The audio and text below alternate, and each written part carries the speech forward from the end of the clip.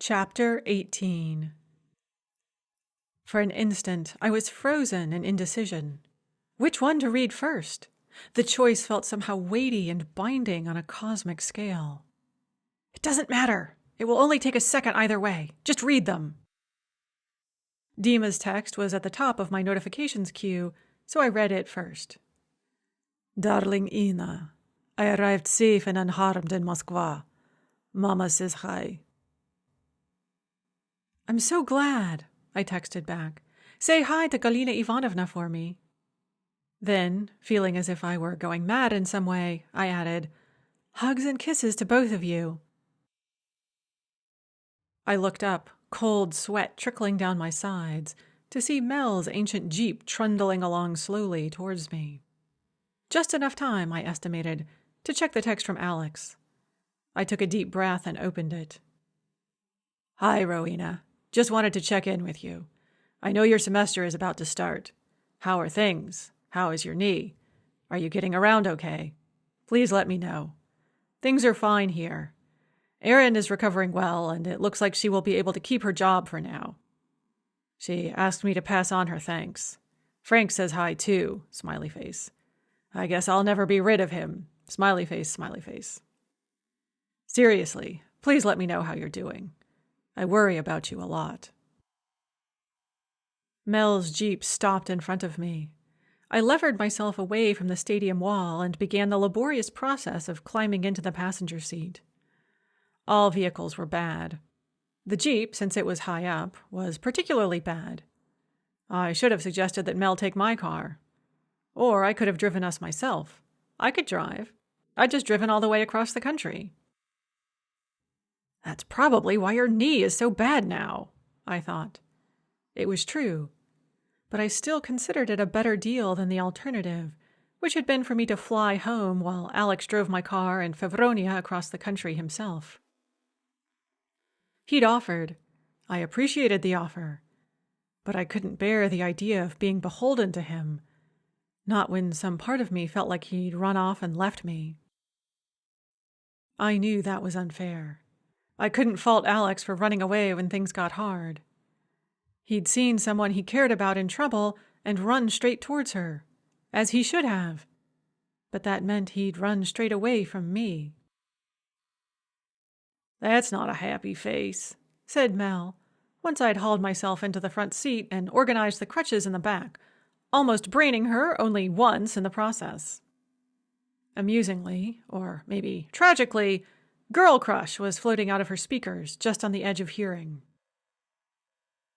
Not a fun morning, I said. I made sure to speak loudly enough to drown out the song lyrics. I might have listened to them way too many times already. I'd hated myself every time, and told myself that I definitely didn't feel an obsessive need to be like the woman my man had chosen over me. Maybe if I said it enough times, I'd believe it.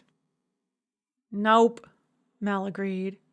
Her eyes half on the road, half on me. She reached up and turned the volume all the way down to 0. Mel was good that way. And, I said, it came out as a gusty sigh. I just got texts from Dima and Alex. She let out a whistle. Shit! So what are you going to do? Answer them, I guess. I've already answered Dima's text. It was just letting me know that he'd made it to Moscow safely. And I guess I'd better answer Alex's text, too. He just wants to know how I'm doing. We did agree to stay friends, after all. Yeah, said Mel. Good luck with that. It could happen. It could, she agreed. But in my experience, it rarely does. Not if you really loved the person. And you really loved him, didn't you? Sort of, I said. We had pulled up to a 4-way stop where the exit for the football stadium met the entrance to the dorms. Mel took the opportunity to pull off her sunglasses and give me a look, brows raised. Weren't you thinking of marrying the guy? She said. Yeah, I was. And I did love him enough to do that, I'm sure of it. But I was also still all hung up on Dima. So I don't know how it would have gone. And now I'll never know, since they both pushed me away before we could find out. Yeah. Mel replaced her sunglasses and pulled forward through the intersection. I resisted the impulse to put my head in my hands and say some harsh words about life and fate, or life, the universe, and everything, or whatever it was that was steering my life in what I considered to be absolutely the wrong direction. I'd vaguely desired lots of things in my life, but the only things I'd ever really, truly wanted was love and family. And yet for my whole adult life, it had seemed like I was always running towards true love, but everyone else was always running away from it. There was some kind of tragic disconnect going on there. Hey, said Mel, it's going to be okay. And whatever else, you'll always have that glorious piece of paper that says Doctor of Philosophy, right? If I can find it, I said. I think I might have lost it on one of my many treks around this fair land. There's probably a moral or something in that, said Mel, but I'm fucked if I can say what it is. Yeah, I said. My phone buzzed.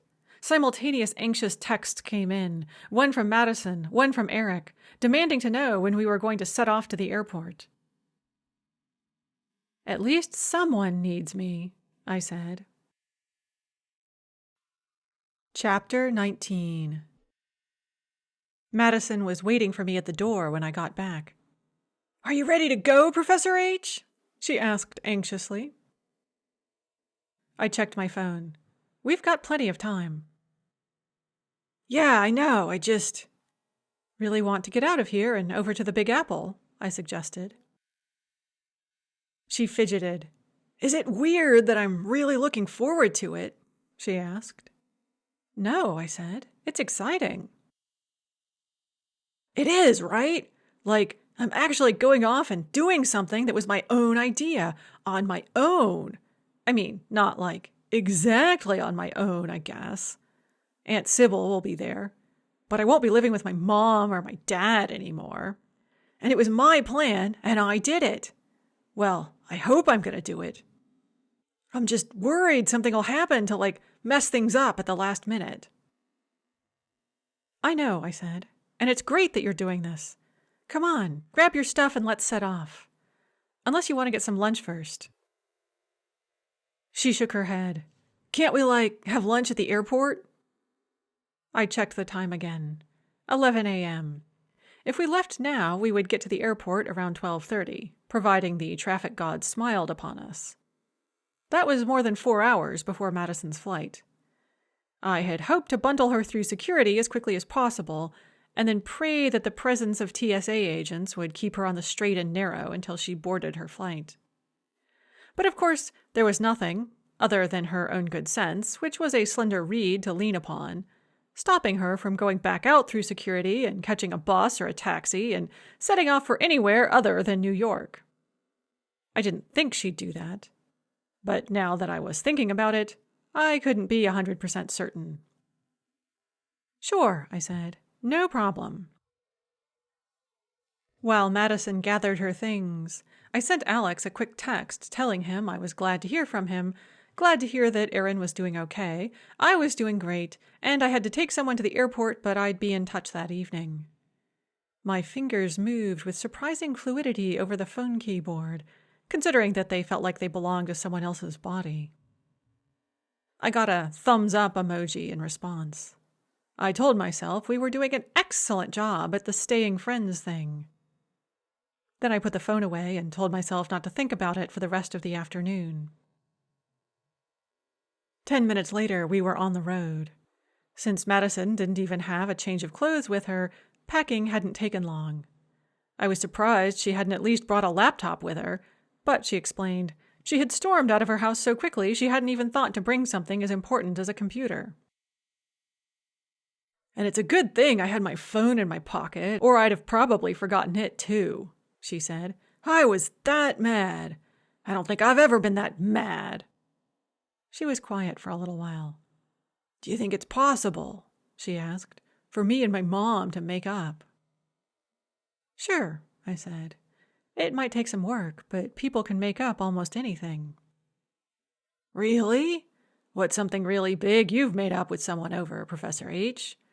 Or something where you've, overlooked something they're doing that you, totally disagree with? Well, I said. The first example of making up with someone that came to mind was with Dima. The second was with Alex. But that wasn't quite true. I was gingerly polite with both of them. But I couldn't say that I'd wholeheartedly forgiven either of them, or that our relationships had been completely repaired. Whatever happened, my relationship with one of them never could be completely repaired, because ending up with one of them would mean keeping the other at arm's length forever. Or maybe I'd have to keep them both at arm's length forever, or, more likely, they'd keep me at arm's length. And either way, I felt betrayed by both of them, and I hadn't entirely gotten over it. I doubted I ever would get over it until I had the husband and family that had been the linchpin of my life plan for at least 10 years now. Morosely, I thought about the various women around me who'd been left pregnant and abandoned by their exes. I'd avoided that thus far. Instead, my exes had actively avoided any possibility of pregnancy before abandoning me, leaving me childless and alone rather than a desperate single mother. Either way, it felt like betrayal. But that seemed like way too personal a conversation to have with Madison while trying to shift gears with a bad knee and a tricky clutch. I get along pretty well with my brother, I told her. Or at least, we're still close, even though we disagree about lots of things and fight all the time. Oh, yeah? What do you fight about? I said. One of the main things we'd been fighting about the past couple of years had been my unmarried, childless state. Best to skip over that if I could. We disagree about politics sometimes, although the main person he fights with over that is my dad. But they still love each other. They don't let it come between them. In fact, I think it's how they bond. Oh. Madison contemplated that for a while. Then she said, but does your brother, support political stuff that's really bad? Like what my mom does? Well, no, I admitted. He likes to joke about voting Republican, but I don't think he even does that. I think he's a pretty mainstream centrist, to be honest. He just likes messing with people by playing a persona. But he'd never have anything to do with white supremacy, I'm sure of it. I know the military can have a bad reputation, but John's made it clear that he's had his, butt saved more than once by his non-white fellow Marines, and he doesn't put up with any trash talk about them. At heart, I think he and I agree about all the big things, like honor and justice and fairness and doing right by other people. We both might be part of institutions with questionable morals, but I'd say we ourselves do the best we can to live up to the noble missions we're supposed to be representing. It's one of the main things we have in common. Oh. Madison was silent for several miles. That's the thing, she said finally, jumping back into the conversation as if it had never been paused. I don't think my mom and I have that in common. She and my dad, and the rest of my family, and my teachers, and, well, basically everybody, are always on my case about being, bad. But I don't think I'm bad like that. I know I've done some pretty bad shit. You've seen just about the worst of it. But I've never done anything like that. Like something that's fundamentally rotten at its core. Something that's fundamentally about hurting other people as its main mission. I've never done anything like that. But that's what my mom is doing, and She clenched and unclenched her fists. I don't know if I can forgive her for it. Even if nothing bad happens because of it, I don't know if I can forgive her for it, and I'm afraid something really bad will happen because of it. Oh, I said. Well, that's a reasonable fear, I guess. As ye sow, so shall ye reap, and all that. It's not just that, she cried out. It's that I think they're planning something bad, like really terroristy kind of bad. and I don't know what to do about it. Chapter 20. Okay, I said, after it became apparent that Madison wasn't going to reveal more. She was staring out the window, watching the highway stream by, deliberately not looking at me. You've brought it up several times already, so it's obviously weighing on your mind. What kind of terrible thing, exactly, do you think they're planning? And what do you think you should do about it? I told you they're all into that, survivalist crap, right? She said. Uh-huh. So, my cousins, run this training camp in Ukraine. It's part of this group called Glorious Future. It's supposed to, build the strong, healthy youth of tomorrow. At least, I think that's what the slogan says. But it has these weird symbols kind of worked into the logo. So I looked them up. Uh-huh, I said again. Have you ever heard of a Sonnenrad? She asked. Or a Wolfsangel? I decided to switch things up a little. Yep, I said. Well, I never had. I thought they were just fun symbols at first, although they did look a little creepy, something didn't feel right about them, you know? I guess it was subconscious or something. They were just Nazi enough for me to recognize it, even though I didn't know that's what I was doing. Anyway, I looked them up, and it turns out they're both supposedly ancient runic symbols that the Nazis started using. And now wannabe Nazis use them too. I mean, the ADL says not everyone who uses them is a Nazi, because they have all kinds of meanings, but a lot of people who use them do seem to have Nazi leanings. And when I read more of Glorious Future's manifesto, it totally creeped me out. I mean, they never 100% came out and said white supremacy, neo-Nazi, blah, blah, blah, but it had that feel, you know what I mean? Uh-huh, I said, going back to my faithful standby. So when my mom started talking about bringing these cousins over and having them do something at the resort she manages, that's her job. Dad always makes comments about how, it's not a real job. And then she tells him what he does isn't a real job either. And it's super nasty to be around. Anyway, we went and visited them last summer when we were over there. And my mom started talking about bringing them over. And I started reading about them because I thought it was cool. But then I realized it wasn't cool at all. I said. They say all this good stuff about building a glorious future by raising the youth of today, and also all this stuff about building a glorious Ukraine that's part of Europe, and it all sounds really great, but the more I looked into it, the more I realized it was all creepy and Nazi. And I started looking into what else they do. She fell silent and stared some more out the window at the highway racing past. I guessed that she had made use of her computer skills of dubious legality and was debating whether or not to tell me. And I can't be 100% sure of what I found, she said. A lot of it was in Ukrainian.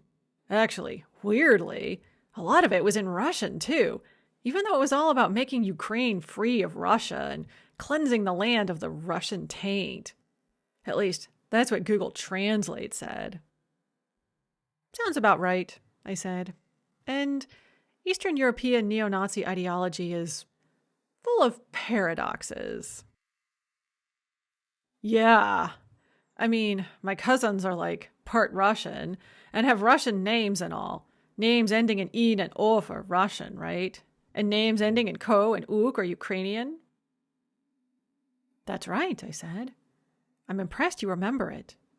I mean, my mom's last name is Melnichuk, so it stuck with me. Plus, it was a whole thing in our class. You kept making us practice declining names. And then, after you left, Danila and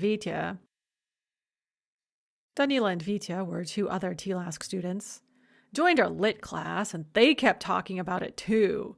So it's not I could forget or anything. And it really stuck in my mind when I started thinking about how my cousins' names are things like Smirnov and Zhirayev, which are like really common last names in Russia, right? Like totally Russian names, right? Right, I confirmed. Yeah, I thought so. Far as I can tell, everyone from that side of the family, other than my great-grandpa, fled east during the war and ended up married to Russians. So, anyway, these cousins are all like about as Russian as can be, except they're like these giant Ukrainian nationalists and go around talking about how Ukraine is like totally separate and different from Russia and always has been. It's like super weird. People are weird, I agreed. But I guess it like gives them status or something. Like, this is how they prove themselves. Like, in that lit class, which was pretty lit. She turned to me and grinned at the pun. We read this story about a goose and how this guy has to prove himself to like Cossacks, and they tell him he has to commit like rape or murder, but he can't. So he like kills a goose instead as a way to like show he's one of the gang. And it's like these cousins are doing the same thing. You know what I mean? I know the story, and I know exactly what you mean, I said. And my mom, she ate that shit they're spouting right up. She said that's what her grandpa had always been saying. That's what he'd been trying to do back in the war. And she was glad they were still trying to keep up his work, and she'd do whatever she could to help. And I was like, WTF, Mom, when she was explaining this to me. And then... Madison stopped and gulped for breath. And then she said she'd failed with me, but with Gloria's future, she had a chance to right that wrong. She'd be able to provide someone else's child with a glorious future, even if she couldn't with me, and maybe... Her voice broke again. She swallowed hard and continued. And maybe I'd see the good in what she was doing, and I'd come around, and this would save me, too. Chapter 21. We both sat in silence and stared at the highway streaming past for a while. I was desperately trying to come up with something to say. Let's see. Oh shit, that 18-wheeler is going to cut me off. I gripped the wheel and hit the brakes as a swaying 18-wheeler passed much too close for comfort and tucked itself into a slot I would have considered more appropriate for a compact car. It was, I saw, crammed full of pigs, trapped in a hideous journey on their way to an even more hideous destination. I caught a glimpse of terrified eyes staring out of filthy faces, an apt summing up of the horrors of the past 100 years. And just like so many others, there was absolutely nothing I could do to save them. We were all in this together, but I couldn't get them out of it. She didn't fail with you, I said, once I'd gotten the car back under control. I dropped back so that I didn't have to see those pleading eyes, didn't have to bear witness to my own helplessness in the face of evil. You're not a failure, Madison. There wasn't a lot I could do to rescue anyone who really needed rescuing, but maybe I could make Madison feel a little better, and that would be better than nothing. It sure seems like I am. She had bent her head so that her hair had fallen over her face, hiding her eyes. I mean, let's look at the facts. I'm barely scraping through the college I only got into because my dad pulled some strings. I've been in and out of rehab since high school, and I just ran away from home. And I'm 21, so it's pathetic that I'm still living with my parents. Oh, and I fucked up real bad and kind of got my friend killed, and almost got you and Professor Miller killed too. That wasn't your fault, I said. It felt like it was. It was. I did a lot of bad shit, and people got hurt because of it. I got hurt too, but not nearly enough, you know what I mean? I'm still walking around free after all that. I even got an all-expenses-paid trip to Europe and Russia out of the deal. I don't mean to say that you didn't have anything to do with what happened, I said, but there were a lot of bad people doing bad things, and that's on them. You were just a kind of catalyst, I guess you'd say. Although I think a lot of that would have happened anyway. Maybe. She twirled a strand of hair around her finger and yanked on it hard enough to hurt. Sometimes you might do stuff without thinking it through, I said. But you've also tried to do the right thing and fix things. At least whenever you've been around me. And now you're trying to figure out how to fix things again. You say you don't know what to do. Do you think your mom or your cousins are planning, I don't know, you hinted at terrorist activity. Do you really think they might do something like that? I don't know. She wound another strand of hair around her finger and pulled hard. No, I think it's more like training. Like they're planning some kind of training thing. That's what they do. And the people they train, I don't know what they might do. Okay, I said. I don't know how reportable that is, but I could ask around for you. I have a contact in the FBI. I could ask him. And in the meantime, do you think it would be helpful to talk to your Aunt Sybil? She released her hair. Actually, it might. She's pretty smart about stuff like that. She's not all super sweet and cuddly, but I think she might have some good advice in a sitch like this. Okay, I said. Why don't you talk to her about it? See what she suggests. And in the meantime, I'll run this by my contact in the FBI, see what he says. Great! She was sitting up straight in the seat, looking more alive than she had since she'd shown up at my doorstep. Thanks, Professor H. And is that our exit? Chapter 22. After much traffic, trouble, aggravation, and expense, we made it into the airport, parked, got into the terminal, found a restaurant, and sat down to eat. Madison insisted on paying for it with the last of her cash. You might want to hang on to your money, I counseled her. Nah, I'm sure Dad'll give me more. To be so young and so full of that blithe assurance that parents could and would give you whatever money you needed or wanted. My parents had never been stingy or miserly, but we hadn't had much money when I was a child.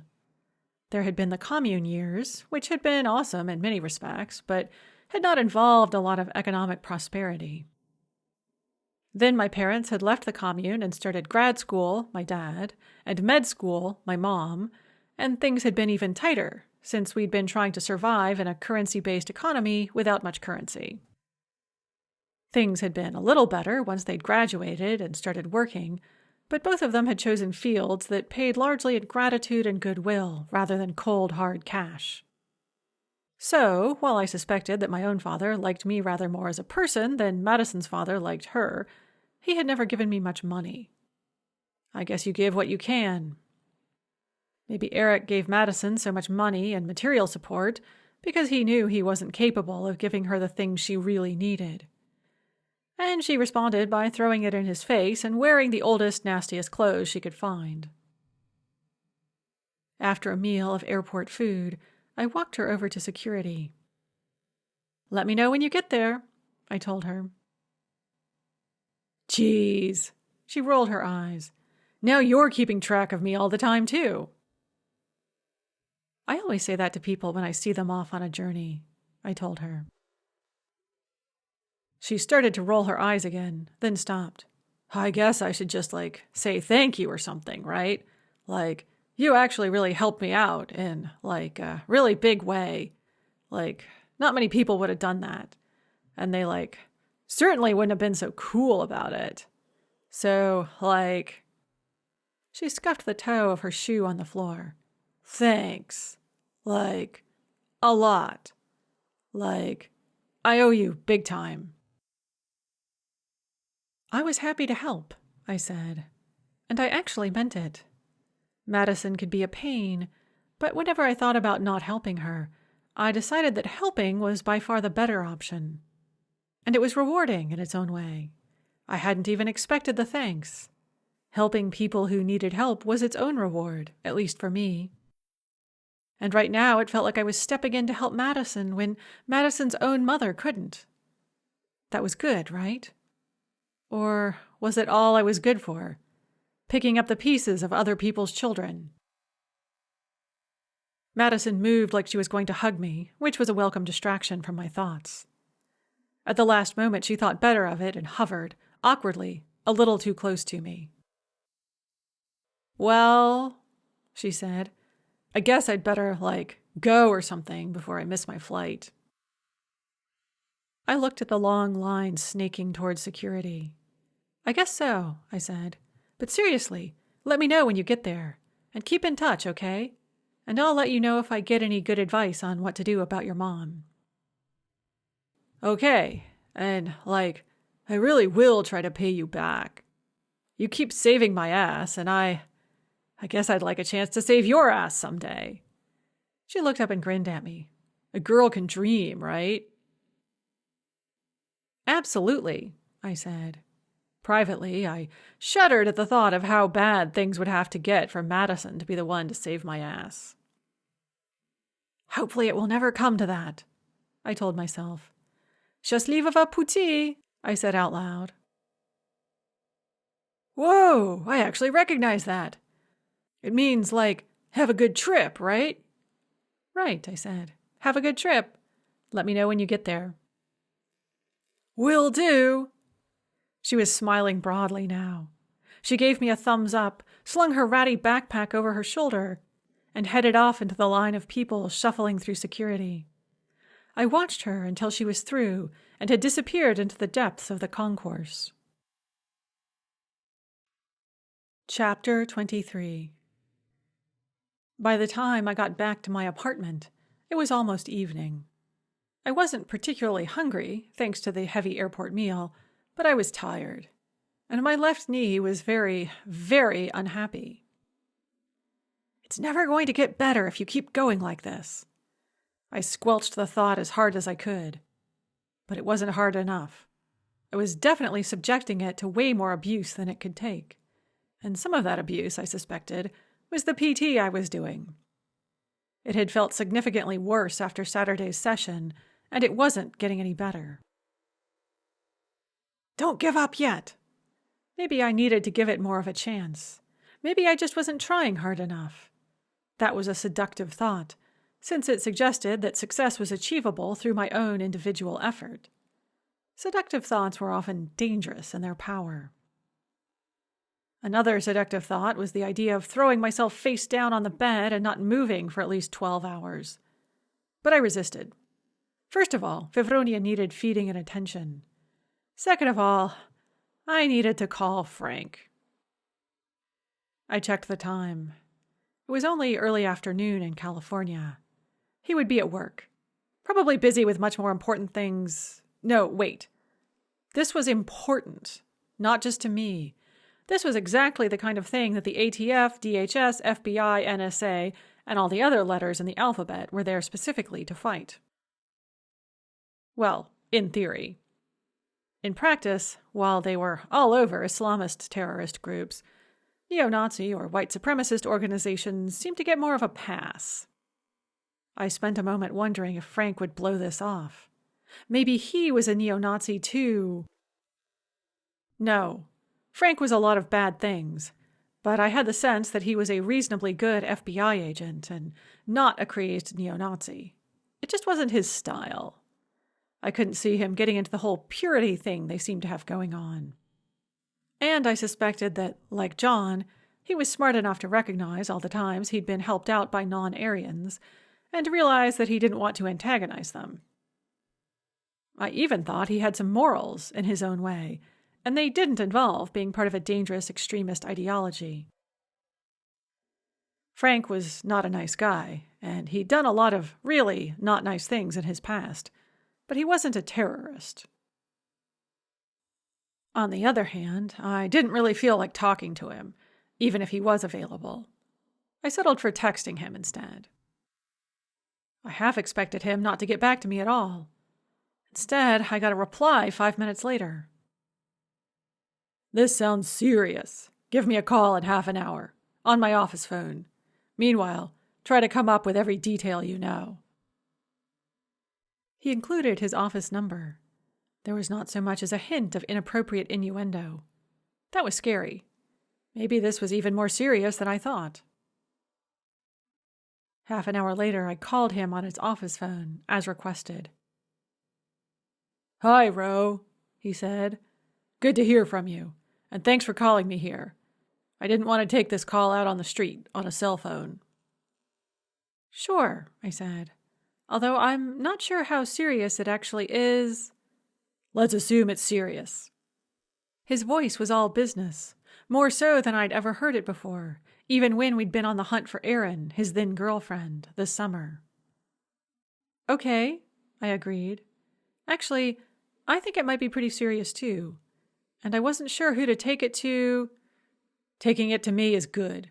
I can make sure it gets to the right people. So tell me what you know."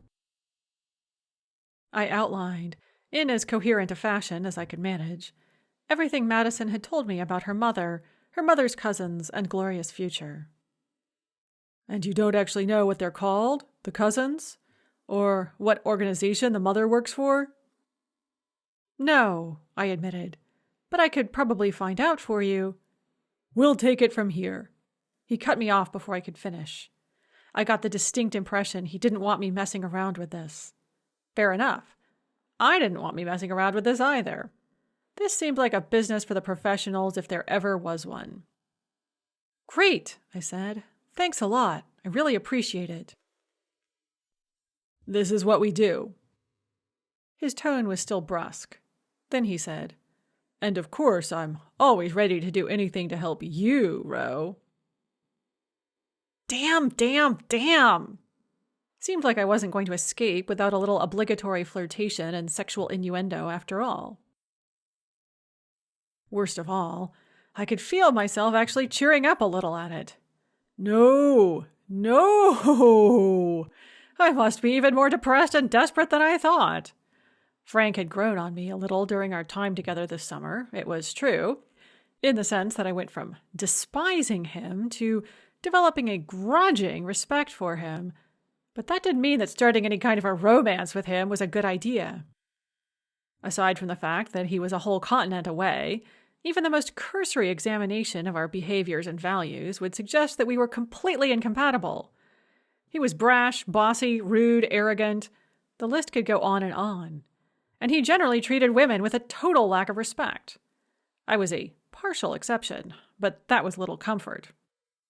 He had a certain animal magnetism. I always thought of him as a vigorous clan chieftain in the Highlands of Scotland, and he seemed to think I had a certain animal magnetism too, but animal magnetism would only get you so far.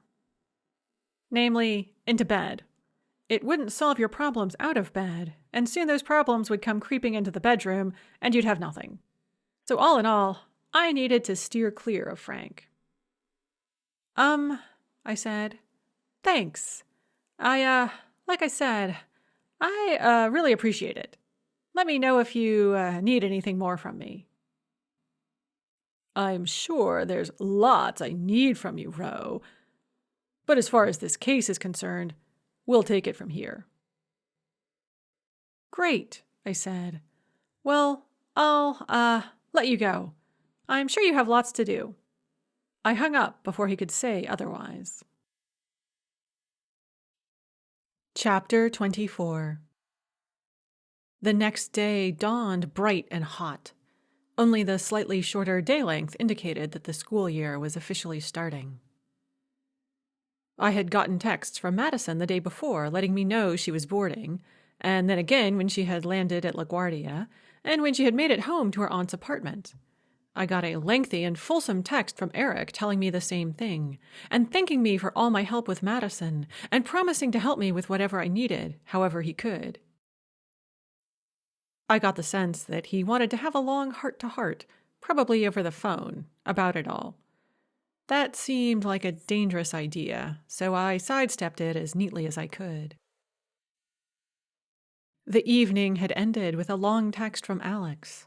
He, too, I sensed, wanted to have some kind of heart-to-heart over the phone. After my moment of weakness while talking to Frank earlier, that seemed like a very bad idea. Instead, I'd very determinedly texted him questions about Aaron until he'd given up on talking to me about anything else and said goodnight. I felt bad about it, but I was pretty sure I'd have felt a lot worse if I'd gotten involved in a lengthy late-night confessional with him. I did think it was good and right to help others in their time of need, but I also thought that all of these men in my life had ended up taking more than they had given me, and maybe they needed to stand on their own 2 feet a little more, or at least get their support from someone they could support in turn. All those good intentions still hadn't meant a good night's sleep. I had tossed and turned, my knee letting me know in no uncertain terms that it had not appreciated the 3-hour drive I'd put it through that afternoon. At least that had taken my mind off my personal problems. Now Mel was driving us towards campus in the blinding August morning sun. We were both slouched down in our seats, sunglasses shading our eyes. "We should probably be more excited about the start of the semester," she said. "Do you remember when it was a big thrill?" Distantly, I said. I think I was pretty excited that first time I led a class on my own. That was a big deal. And I was all into pedagogy and stuff for a few semesters there in grad school. By the time I graduated, I was already over it. "Yeah, me too. I mean, don't get me wrong. I still care about teaching, and I think about how I teach. I'm pretty sure I'm actually a good teacher now, unlike when I was all into that pedagogical theory shit. And most of the motions they make us go through seem like bullshit to me." "Yup," I said. "Do you have first and second year too this semester?" "Sure do." Last year, when we'd started, we'd both had 2 sections of first-year language classes. Now that our programs were in their second years, we had 1 section of first year and 1 section of second year. What would happen next year was anyone's guess. It wasn't clear to me whether Crimson intended to offer Russian or Arabic beyond the intermediate level. It might not be clear to anyone. Someone had come up with a brilliant idea to hire some Lichtel instructors and start Russian, Arabic, and Chinese programs, but no one really knew what to do with those programs now that they'd been started. Enrollment had been too high to shut them down, but not high enough to create a full-fledged major or even a minor. I suspected that the plan, inasmuch as there was one, had originally been to end the programs after Mel and I had served out our 3 years and couldn't have our contracts renewed. What they'd do with Chloe, who was tenure track, was unclear. They could give her a negative performance review and terminate her before she went up for tenure, of course, but given that she was Crimson's only African-American faculty member, brought there on a special diversity hire, that would be some very bad optics. Of course, the people making the decisions would have to be capable of recognizing just how bad those optics would be, and I wasn't sure they could. But now they were talking seriously about tenure-track positions for the other Lichtel programs as well. So maybe someone in the provost's office had taken a shine to our programs, or gotten some federal money for them, and now they had to spend it. How long that would last was anyone's guess. In the meantime, I had a new crop of first years to woo and amaze. I glanced down at my knee. Well, that should certainly make an impression. This time, Mel dropped me off as close to Bedford Hall as she could get. I hobbled the few dozen yards across the quad to the front entrance, where I stood there, trying to figure out how to get in. I was weighed down by my crutches and a very awkward book bag. I had trimmed it down with the diligence of an astronaut trying to reduce flight weight, but it was still bigger and heavier than I could easily manage. Every time I tried to open the door, the bag slipped over my shoulder and slid painfully down my arm, no doubt raising a nasty friction burn, before slamming to a halt at my wrist and almost pulling me over. There was a big square button that in theory you could push to open the doors. I went over and, after a couple of failed attempts, managed to push it with my elbow. Nothing happened. I pushed it again. No dice. I tried with the other elbow, in case it was a left elbow only kind of device. Still nothing. Professor! Hey, Professor! Geez, are you still on those things? It was Miranda, one of my students from last year. It took me a moment to recognize her. Last August, she had been wearing a jagged bob with an aggressive undercut and blue and purple streaks, along with way too much eye makeup. She had let the hair grow out over the winter and spring, and now, as I had predicted, she had ditched the eyeliner and was projecting an image of wholesome do-gooderness. I was pretty sure those were vegan organic sandals she was wearing, along with linen pants and an organic cotton t-shirt that harkened, ever so gently, back to the flower power era. It was a look I was very familiar with. I also thought it suited her better than her desperate attempts to be a goth rocker. Miranda had been born to try to make the world a better place, and she seemed to finally be embracing her destiny. "Oh, here, let me get that for you," she said, inserting herself into the stream of incoming students and holding the door open. "Those buttons don't work. We're actually working on a whole piece about it for the Champion." Miranda wrote for the Crimson Champion, the college paper. Unsurprisingly, it was a hotbed of student rabble-rousers. They must have some fairly powerful faculty and administrative rabble-rousers protecting them, since, despite all the complaints about their critiques of the college, they were still putting out 2 issues a week like clockwork. It was comforting to know that someone other than me was cheering them on. "The college spent a bunch of money a few years back to make everything ADA compliant," Miranda was saying, "but most of what they did is broken, or never worked at all. The automatic door opening buttons are pretty much all broken, all over campus. And forget about trying to get anywhere without stairs." She looked my crutches up and down critically. "I guess you're finding out about all this the hard way, huh, Professor?" "Yep," I said, waiting for a slow moment in the stream of students before hauling myself forward in an ungainly lurch and hopping through the door before anyone could knock me over. The cool darkness of Bedford Hall was a relief. For a few seconds. Then a stabbing pain hit me in my left temple. "Urgh!" I sniffed deeply, trying to catch a whiff of mold. Ho, ho, no need to wonder. That was definitely some nasty mildew there, along with a dense miasma of cleaning products, fabric softener, artificial fragrances, and who knows what else. My chest started to tighten. "You're fine," I told myself. "Look, everyone around you is fine." Unfortunately, the person I chose to look at was pulling an inhaler out of her backpack.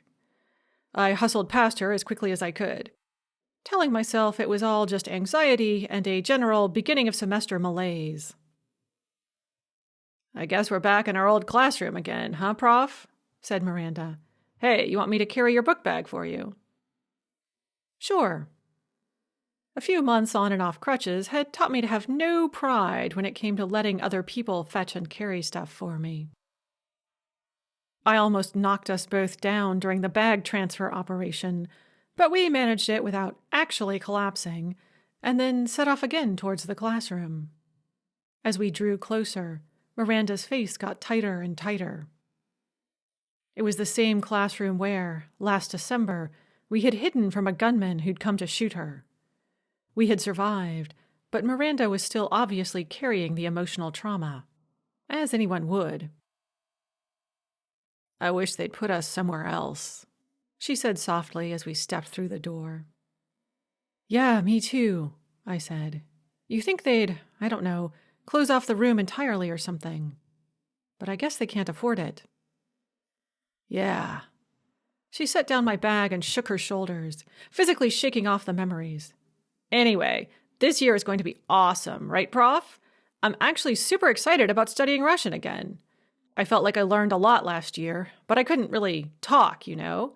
But this year we'll actually be able to talk, right?" "A bit?" I tried to be just the right amount of encouraging. The sad truth was that Russian was difficult, and it took most English speakers a minimum of 3 years to be able to say much at all. No need to tell her that now, though.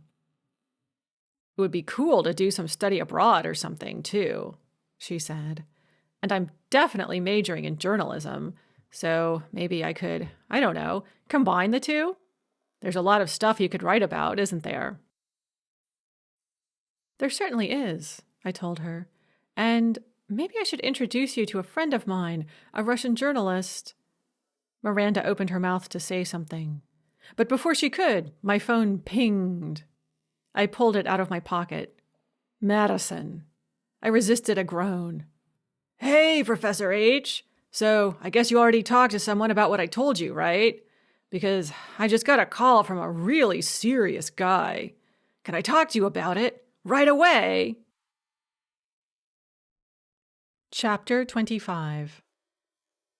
Just a second, I said to Miranda.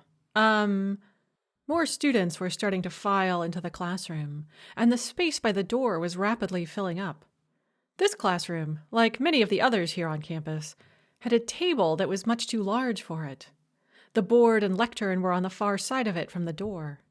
The only way to them was to sidle, sucking in your stomach and trying not to trip over chairs, backpacks, and other hazards around the edge of the table. It was a challenging maneuver at the best of times. With a bad knee, 2 crutches, and an overloaded book bag, it was nearly impossible. I glanced at my phone again. 8:57. Class started at 9. I needed to get to the front of the classroom. I also needed to respond to Madison. Okay, I could do both within the next 3 minutes. I started towards the board. I made it past the first chair with no problem. The second chair was a little trickier, but I made it safely past that obstacle too.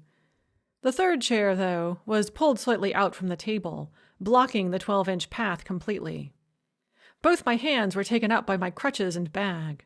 I tried balancing on my good leg and pushing at the chair with my bad leg. Ugh, no, definitely not. The chair remained firmly stuck in the elderly carpeting, doing nothing but torquing my knee in a direction it didn't need to be torqued.